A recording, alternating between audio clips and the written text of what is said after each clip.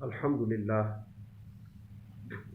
للہ وقفا والصلاة والسلام علی عباده الذین اصطفى اما بعد فاعوذ باللہ من الشیطان الرجیم بسم اللہ الرحمن الرحیم والذین یقولون ربنا اصرف عنا عذاب جہنم ان عذابها کان غراما صدق اللہ العظیم وصدق رسولہ الکریم رب اشرح لی صدری ویسر لی امری واحلل عقدۃ من لسانی یفقہوا قولی۔ سورہ الفرقان کی 64 آیات تک ہم نے پڑھا ہے۔ اس کا آخری رکوع ہے، چھٹا رکوع ہے۔ اس میں اللہ تعالیٰ مومنین کے اوصاف بیان کر رہے ہیں۔ اس کے ابتدائی 3 وصف میں نے آپ کے سامنے بیان کر دیے تھے۔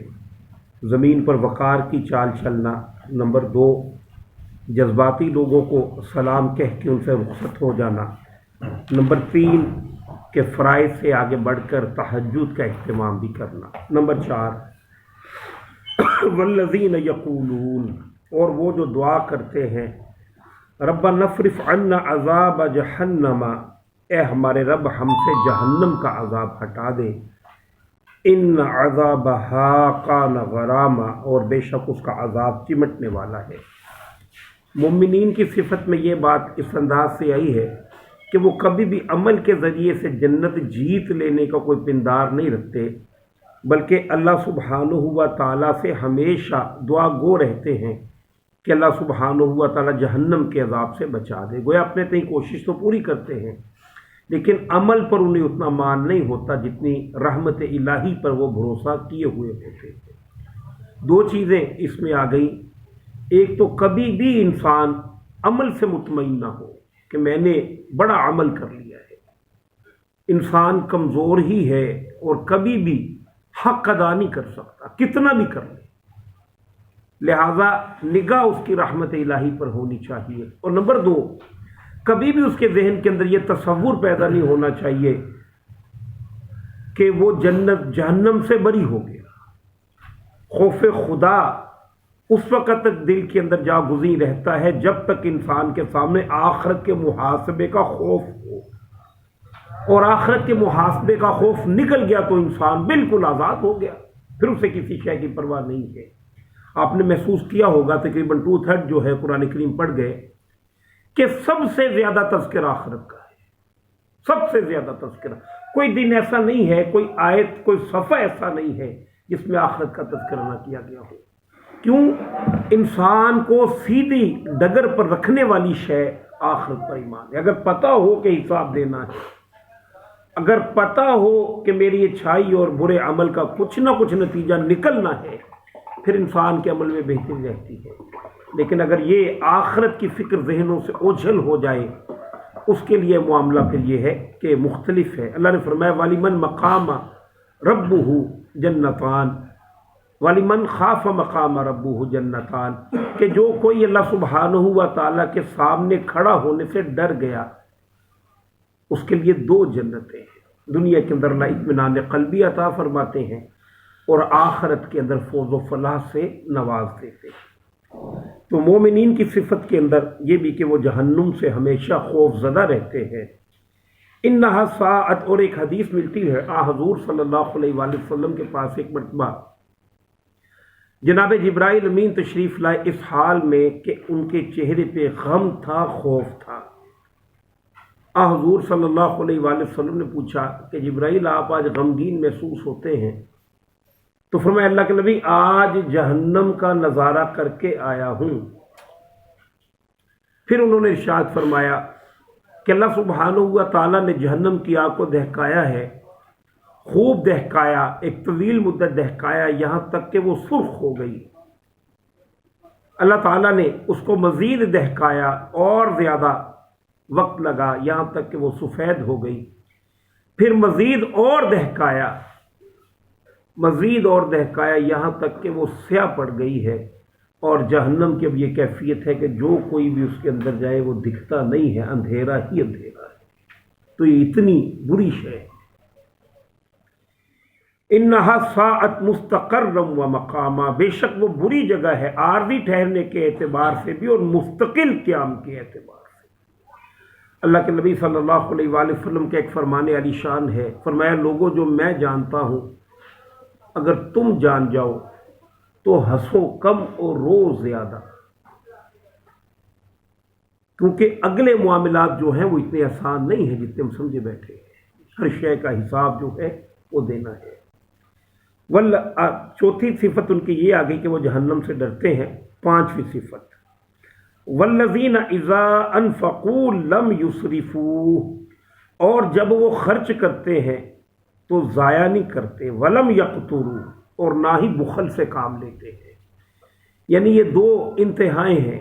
اللہ نے جو مال عطا فرمایا ہے، اب آپ کے پاس مال اگر زیادہ ہے تو اس مال کو ضائع کرنا، نام و نمود پر خرچ کرنا۔ 15 دن لمبی شادیاں ہو رہی ہیں، رشتہ داروں کے ہاں ایک بہت بات بن جائے گی، یہ فلاں آدمی نے تو کمال کر دی، بڑے مہنگے لباس پہنے جا رہے ہیں، پیسے کو گویا ضائع کیا جا رہا ہے۔ تو یہ بھی اللہ کی نعمت ہے، پیسے کو ضائع تو نہیں کرنا چاہیے، اور اگر اللہ نے اضافی پیسے دیے ہیں تو اس کے ذریعے سے آخرت کو حاصل کرنے کی کوشش کرنی چاہیے۔ لیکن یہ کہ یہ روش بھی آپ کو زمانے کے اندر عام نظر آئے گی۔ اسی طرح سے دوسری روش ولم یقتروا، نہ ہی وہ بخل سے کام کرتے ہیں، یعنی بھوکے شخص، ایسا شخص کہ جس کے ہاں سے کسی کو کوئی چائے پانی کی بھی امید نہیں ہے۔ مومنین کی صفت میں یہ بھی نہیں ہوتا، مومن کے اندر تواضع ہوتی ہے۔ مومن کا معاملہ یہ ہے کہ مہمان کو زحمت نہیں رحمت سمجھتا ہے، وہ سمجھتا ہے کہ جو کوئی بھی آیا ہے اس نے اپنے نصیب کھانے ہیں، اللہ نے اس کے نصیب میرے رزق میں بھیج دیے۔ بعض احادیث ایسی ملتی ہیں، صحیح متن مجھے ذہن میں نہیں ہے لیکن کچھ جو ذہن میں وہ بتاؤں۔ اللہ کے نبی نے ارشاد فرمایا کہ سخی آدمی لوگوں کے قریب، اللہ کے قریب اور جہنم سے دور۔ لوگوں سے قریب کیوں ہے؟ جس کے ساتھ بھی وہ سخاوت سے پیش آئے گا اس کے قریب نہیں ہوگا، اللہ بھی اس سے خوش ہوتا ہے، اللہ کے قریب ہوگا۔ اللہ کی خوشی کی وجہ یہ بن جائے گی کہ جہنم سے دور ہو جائے گا۔ اور بخیل آدمی، بھوکا آدمی، فرمایا لوگوں سے دور، اللہ سے دور اور جہنم کے قریب۔ تو مومن کا معاملہ یہ ہے، نہ تو وہ ضائع کرتا ہے اور نہ ہی بخل سے کام لیتا ہے۔ وَكَانَ بَيْنَ ذَلِكَ قَوَامًا، وہ دونوں کے بین بین چلتا ہے، ایک اعتدال پر اس کی زندگی ہوتی ہے، نہ تو بہت زیادہ شوشہ اور نہ ہی اس میں ضائع کرنا اور نہ ہی زیادہ بخل سے کام لینا، بلکہ ایک درمیانی روش جو ہے وہ اختیار کرتا ہے۔ اللہ کے نبی صلی اللہ علیہ وآلہ وسلم نے ارشاد فرمایا ہے کہ جو کوئی بھی اعتدال کی راہ اختیار کرتا ہے وہ مفلس نہیں ہوتا۔ تو اپنی چادر دے کے پیر پھیلانے چاہیے۔ نمبر 2 کہ پیسے پہ سانپ بن کر بھی نہیں بیٹھ جانا چاہیے۔ مابین اعتدال کی راہ جو ہے وہ مومنین کی صفت میں ہے۔ تو گویا یہ 5 اوصاف تھے مومنین کے جو آگئے۔ اب آگے 3 بڑے بڑے گناہوں کا تذکرہ اللہ تعالیٰ بیان فرما رہے ہیں، اور جس موقع پر یہ قرآن کریم نازل ہوا ہے وہاں کے لوگ ان تینوں برائیوں کے اندر بری طرح سے ملوث تھے۔ نمبر 1 والذین لا یدعون مع اللہ الہا آخر، یہ وہ لوگ ہیں کہ جو اللہ کے ساتھ کسی دوسرے کو نہیں پکارتے، انہیں پتہ ہے کہ معبود برحق اللہ ہی ہے، لہذا ان کی امیدیں، ان کی دعائیں اللہ تعالیٰ ہی کے حضور ہیں۔ نمبر 2 ولا یقتلون النفس التی حرم اللہ الا بالحق، اور وہ کسی جان کو جسے اللہ تعالیٰ نے محترم ٹھہرایا ہے قتل نہیں کرتے مگر حق کے ساتھ۔ آپ جانتے ہیں کہ جس معاشرے کے اندر جان اور مال محفوظ نہ رہے وہاں پر تمدن نہیں ہے، گویا وہاں تو تمدن کی جڑ کٹ گئی۔ انسانی معاشرے کا یہ اعجاز ہے کہ اس کے اندر دوسرے کی جان اور مال کی اہمیت کو بہت اللہ کے نبی صلی اللہ علیہ وآلہ وسلم نے اور اللہ نے اہمیت دی ہے۔ ایک روایت ہے کہ نبی کریم صلی اللہ علیہ وآلہ وسلم نے غالباً خطبہ حجۃ الوداع کا موقع ہے کہ آپ صلی اللہ علیہ وآلہ وسلم نے خانہ کعبہ کے ساتھ باتیں کر رہے تھے۔ فرمایا خانہ کعبہ تیری خوشبو کتنی پیاری ہے، خانہ کعبہ تجھے اللہ نے کتنی عظمت دے رکھی ہے، یہ باتیں خانہ کعبہ سے کر رہے ہیں۔ پھر فرمایا کہ خانہ کعبہ تیری جتنی بھی حرمت ہے اسے مسجد حرام کہتے ہیں، یعنی حرمت والا گھر۔ فرمایا ایک بندہ مومن کی عزت اس کی جان تیری حرمت سے بڑھ کر ہے۔ یہ ہماری بدقسمتی ہے کہ ہم لوگوں کی انسلٹ کرتے ہوئے ڈرتے نہیں ہیں. گویا ہم تو خانہ کعبہ کے پردے کو ہاتھ ڈال رہے ہوتے ہیں جب کسی کی انسلٹ کر رہے ہوتے ہیں، لیکن یہ کہ ہماری بدقسمتی ہے، اخلاق سے بالکل تہی دامہ ہے، جس کی وجہ سے آج اس سطح پر ہم کھڑے ہیں. بہرحال مومنین جو ہیں وہ قتل تو بڑی ہی دور کی بات ہے، کسی کی عزت کو بھی نہیں اچھالتے الا بالحق. حق جو ہے اس میں بعض مقامات ایسے ہوتے ہیں کہ جہاں پر قتل کرنا ناگزیر ہوتا ہے. جیسے مثال کے طور پہ کسی شادی شدہ شخص کا زانی ہونا ثابت ہو جائے عدالت کے اندر، اب اسے رجم کیا جائے گا. نمبر 2، جنگ ہو رہی ہے، حربی کافر ہے، جس طرح آج فلسطین کا معاملہ ہے، وہاں پر اگر کوئی اسرائیلی فوجی وہاں پہ جنگ ہو رہی نا، اس کو قتل کرنا جو ہے وہ جائز ہے. اسی طرح قتل کے بدلے قتل ہے، اس کی بھی اجازت ہے، لیکن یہ ساری کے سارے فیصلے بھی آپ خود نہیں کر سکتے، ریاست کرے گی، حکومت کرے. اگر آپ اپنے بدلے خود لینا شروع کر دیں، آپ خود ہی تعزیرات اور حدود کو نافذ کر دیں، تو اس کے نتیجے میں دشمنیاں جو ہیں وہ پڑیں گی اور مسائل جو ہیں وہ کھڑے ہو جائیں گے. تو اس سے اللہ تعالیٰ نے منع فرمایا ہے. نمبر 3، ولا یزنون، اور نہ ہی وہ زنا کرتے ہیں، یہ بھی گھٹیا بات ہے. وَمَن يَفْعَلْ ذَلِكَ يَلْقَ أَثَامًا، اور جس نے ایسا کیا وہ اپنے گناہ کی سزا پائے گا. ایک حدیث مبارکہ رسول اللہ صلی اللہ علیہ وآلہ وسلم نے کے پاس ایک صاحب آئے اور آ کر کہا، اللہ کے نبی آپ کی ساری شریعت جو ہے میں اسے قابل احترام قابل عمل سمجھتا ہوں، میں سمجھتا ہوں کہ یہ شریعت ٹھیک ہے، لیکن مجھے بچپن سے ایک عارضہ ہے، ایک مرض ہے کہ زنا کے بغیر میں رہ نہیں سکتا، تو بس مجھے اس ایک گناہ کی اجازت دے دیجئے، باقی میں شریعت پر عمل کروں گا. حضور صلی اللہ علیہ وآلہ وسلم نے فرمایا کہ کیا تو پسند کرتا ہے کہ تیری بہن بیٹی کے ساتھ کوئی زنا کرے؟ اب دیکھو، نہیں، یہ تو میں پسند نہیں کرتا. تو فرمایا جس کے ساتھ بھی کرو گے اس کے بھی کوئی رشتے ہوں گے ہی نا. تو یہ بات کو اگر دیکھا جائے آج کے ماحول میں جس سطح پہ آج ہمارے جوانوں کی زندگی ہے، بلکہ میں سمجھتا ہوں مردوں کی نہیں، جس سطح پر آج خواتین بچیوں کی زندگی ہے، وہ بچوں سے بھی 2-4 ہاتھ آگے چلی گئی. یہ والدین کی بدقسمتی ہے کہ جو نوجوان لڑکیاں ہیں، کوئی انٹر کی اسٹوڈنٹ ہے، کوئی بیچلر کر رہی ہے، موبائل دیا ہے، وہ ٹک ٹاکس بنا رہی ہیں، وہ اپنے نمبر دے رہی ہیں، تھوک کے حساب سے فون نمبر جو ہیں وہ لڑکوں کو مل رہے ہیں. یہ عجیب مصیبت پڑ گئی. پتہ نہیں کون سے وہ والدین ہیں، کہاں پر ان کی غیرت مر گئی، جن کی بچیاں جو ہیں وہ ٹک ٹاک بنا رہی ہیں، جن کی بچیاں جو چھوٹے چھوٹے کلپس بنا رہی ہیں. اور اس کے بعد مردوں کو بھی کوئی ایج تو نہیں حاصل، ان کے سامنے بھی جناب یوسف علیہ السلام والا اسوہ ہونا چاہیے.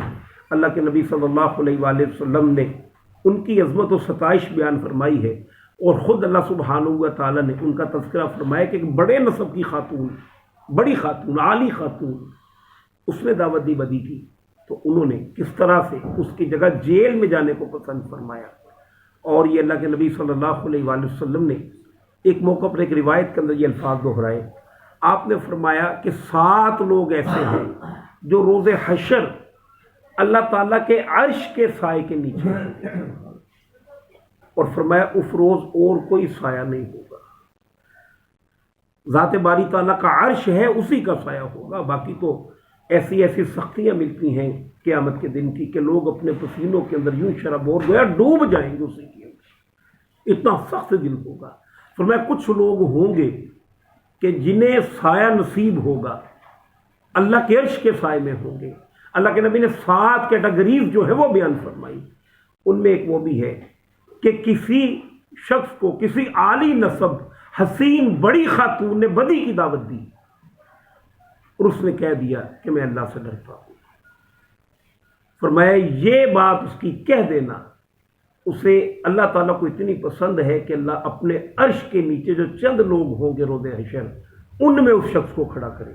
یہ کوئی چھوٹی بات تو نہیں ہے. رفتہ رفتہ ہماری معاشرت جو ہے وہ بے حیائی پر چل رہی ہے، اور اللہ کے نبی صلی اللہ علیہ وآلہ وسلم نے ارشاد فرمایا ہے کہ ایک تو زنا ہے جسے ہم سب جانتے ہیں کہ آنکھ بھی زنا کرتی ہے، ہاتھ بھی زنا کرتا ہے، پیر بھی زنا کرتے ہیں، یعنی آنکھ بھی زنا کرتی ہے. اور پھر یہ کہ کسی کو اس طرح سے دیکھنا، پھر پیر اس طرف بڑھے کسی چیز کی طرف، وہ بھی، پھر ہاتھ سے کوئی کسی نے مس کیا کسی کو، تو یہ سارے کے سارے جو ہیں یہ زنا ہی کی صورتیں ہیں۔ کسی کو تصور کے اندر لا کر کریں تو اللہ کے نبی نے اس کو بھی منع فرمایا ہے۔ اتنی تفصیلات جو ہیں اس حوالے سے آئی ہیں۔ یہ بدقسمتی اس وجہ سے بھی ہے کہ ہمارا معاشرتی المیہ یہ ہے کہ ہمارے ہاں شادیاں نہیں ہوتی، 9 من تیل ہوگا تو رادھا ناچے گی، جب تک بہت بڑا ایک گویا کہ جہیز نہیں ہوگا بچی کی شادی نہیں ہونی۔ بچہ جب تک ویل سیٹل نہ ہو جائے، مطلب اس کی جوانی اسی طرح ہی گزر جانی، 30 سے جا کر آگے ہی شادی ہونی ہے، تو 18-20 برس کی عمر میں بچوں کی شادی کی جائے۔ 1 سے زائد بھی بچے جو ہیں وہ شادیاں کر سکتے ہیں۔ رفتہ رفتہ خواتین کی تعداد جو ہے وہ بڑھتی جا رہی ہے، تو سادگی زندگی کے اندر لائی جائے، اس طرح کی قباحتوں سے اپنے آپ کو بچایا جائے۔ موبائل نیٹ ورک جو ہے ہر شخص یوز کر رہا ہے، اس میں یہ ہے کہ وہ اس سے کوئی پازیٹیو کام بھی کیا جا سکتا ہے، سب کچھ پڑا ہوا ہے وہاں پہ گوگل وغیرہ پہ۔ ہاں اس میں اگر یہ آپ چھوٹا سا کر لیں کہ نیٹ یوز کرنے سے پہلے اگر وضو کر لیں، تو وضو بھی ایک بہت بڑی دیوار ہے، وہ انسان کو بھٹکنے سے روکتی ہے۔ کچھ کام حکومت کے کرنے کے ہیں کہ جو بالکل نیوڈ سائٹس ہیں، بالکل نیوڈ سائٹس جو ہیں ان پر قدغن لگنی چاہیے۔ یہ تو نہیں کہ چھوٹے چھوٹے 30-30 روپے پہ پورے میموری کارڈ جو ہیں وہ فل ہو رہے ہیں، تو اس سطح پر یہ جو ہے معاشرتی سطح پر بھی ان چیزوں کو روکنا چاہیے۔ پھر اس سے آگے بڑھ کر کو ایجوکیشن جو ہے، یعنی جہاں پر آفیسز ہیں، جہاں پہ یونیورسٹیز ہیں، کالجز ہیں، بچے بچیاں جہاں پہ اکٹھے پڑھتے ہیں، جہاں پر اکٹھے آفیسز میں بیٹھتے ہیں، یہ ایسے نہیں ہونا چاہیے، سیپریشن ہونی چاہیے۔ یہ نہیں میں کہتا کہ خواتین کام ہی نہ کریں، لیکن ان کے لیے سیپریٹ جگہیں جو ہیں وہ ہونی چاہیے۔ بچیوں کے لیے علیحدہ سے کالجز، علیحدہ سے یونیورسٹیز ہونی چاہیے، اور ہاسٹلز میں بچیوں کو نہیں بھیجنا چاہیے۔ کو مر نہیں جائیں گے، کوئی بچی MBBS نہیں کرے گی، بچی 12 پڑھے اس کی شادی کرے۔ رفتہ رفتہ ہماری معاشرت جو ہے وہ بالکل اس کا بیڑا غرق ہوتا چلا جا رہا ہے۔ ہاں آپ کا گھر قریب ہے، آپ کے عزیز و اقارب کہیں پر ہیں، وہاں پر بچی رہے، ہاسٹلوں کے اندر 20 برس 22 برس کی بچی، 18 برس کی بچی 2 ماہ کے بعد گھر جا رہی۔ میں یہ تو نہیں کہتا کہ پوری ساری بچیاں خراب ہیں، لیکن اس سے ولگرٹی کے امکانات جو ہیں وہ پیدا ہوتے ہیں، تو ان چیزوں سے بھی اپنے آپ کو محفوظ کرنا چاہیے۔ بات کو تھوڑی سی زیادہ ہی لمبی ہو گئی۔ بہرحال آیت نمبر ولا یزنون، اور زنا نہیں کرتے، ومن یفعل ذلک، اور جس نے کیا ایسا، یلقا اثاما، وہ پائے گا اس گناہ کی سزا، یضاعف لہ العذاب یوم القیامہ، بڑھایا جائے گا اس کے لیے عذاب قیامت کے دن، ویخلد فیہ مہانا، اور وہ ہمیشہ اس میں ذلیل ہو کر رہے گا۔ وہ زنا وہ ہے کہ ہمارے ہاں اردو کی کہاوت ہے زنا اور فنا، دنیا کے اندر بھی اس کے اثرات ہیں، اور آخرت کے اندر تو فرمایا اللہ سبحانہ وتعالیٰ نے کہ اور عذاب جو ہے بڑھے گا، اور پھر فرمایا کہ اس عذاب میں ذلیل کر کے ہمیشہ ہمیش کے لیے پھینکا جائے گا۔ تو اللہ تعالیٰ اس انجام بد سے سب کو محفوظ فرمائے۔ وآخر دعوانا الحمد للہ رب العالمین۔ آیت نمبر 69 تک پڑھا ہے، یہ انشاءاللہ